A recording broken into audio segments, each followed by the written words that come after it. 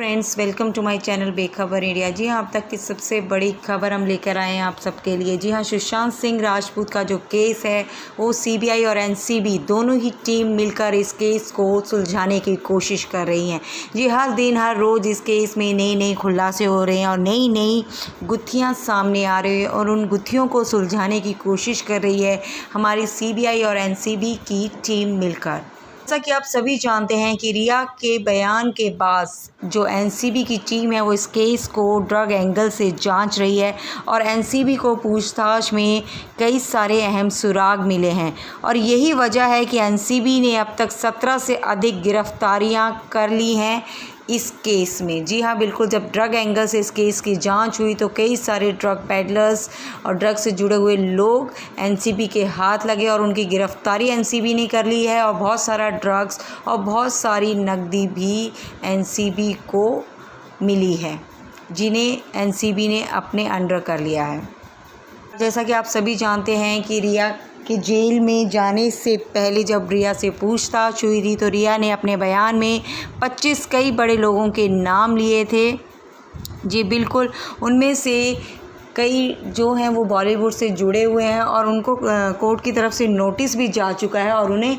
अक्टूबर में 7 अक्टूबर तक उन सभी को कोर्ट में पेश होना होगा और उनसे भी की जाएगी वहाँ पर पूछताछ। ही धीरे धीरे कई सारे चेहरे और कई सारे खुलासे आ रहे हैं हमारे सभी के सामने। जी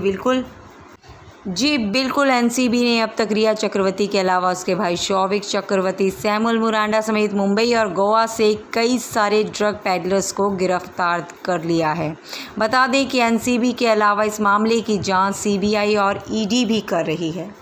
लेकिन एक अहम खबर जो हम आपको देना चाहते हैं, जी हाँ, वो खबर है कि सुशांत सिंह राजपूत से जो ड्रग केस में गिरफ्तार की गई रिया चक्रवर्ती को अभी जेल में ही रहना होगा। जी बिल्कुल, रिया चक्रवर्ती 14 दिनों से मुंबई की भायखला जेल में बंद हैं और अगले 6 अक्टूबर तक उन्हें वहीं पर रहना होगा। जी बिल्कुल, जैसा कि आज 22 सितंबर तक रिया को जेल में रहने के लिए कहा गया था, हो सकता है कि आज का दिन रिया के लिए आखिरी दिन होता जेल में रहने का, लेकिन जो अदालत है उन्होंने रिया की न्यायिक हिरासत की जो अवधि है वो 6 अक्टूबर तक बढ़ा दी है। बता दें कि आज यानी मंगलवार को रिया के 14 दिनों की जो न्यायिक हिरासत थी उसका आखिरी दिन होता, लेकिन एनसीबी की गिरफ्तारी के बाद रिया चक्रवर्ती को 22 सितंबर तक न्यायिक हिरासत में भेज दिया गया था और 2 बार उनके जो वकील हैं उन्होंने कोर्ट से या जमानत की याचिका लगाई थी, जिसे कोर्ट ने 2 बार ठुकरा दिया। साथ में आप ये जानते हैं कि सुशांत सिंह राजपूत के केस की छानबीन कर रही एनसीबी ने रिया चक्रवर्ती को 8 सितंबर को मुंबई से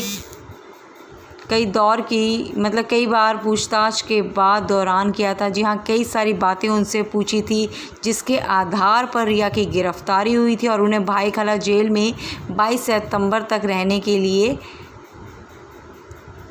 जी बिल्कुल, 22 सितंबर तक रिया को भायखला जेल में रहने के लिए भेज दिया था। तो आज 22 सितंबर है, लेकिन आज कोर्ट की तरफ से एक और नोटिस आया है जिसमें कहा गया है कि रिया को 6 अक्टूबर तक रहना होगा जेल में। जी बिल्कुल, उनके रहने की जो अवधि है जेल में वो 6 अक्टूबर कर दी है, उस अवधि को बढ़ा दिया गया है। तो अब देखना ये होगा कि ये जो अवधि है ये 6 अक्टूबर तक रहेगी, ये 6 अक्टूबर रिया के जेल में रहने का आखिरी दिन होगा या फिर से कोर्ट के द्वारा इस अवधि को बढ़ा दिया जाएगा। तो आगे की खबर जानने के लिए बने रहें हमारे चैनल बेखबर इंडिया के साथ और साथ ही सब्सक्राइब भी करें हमारे चैनल को।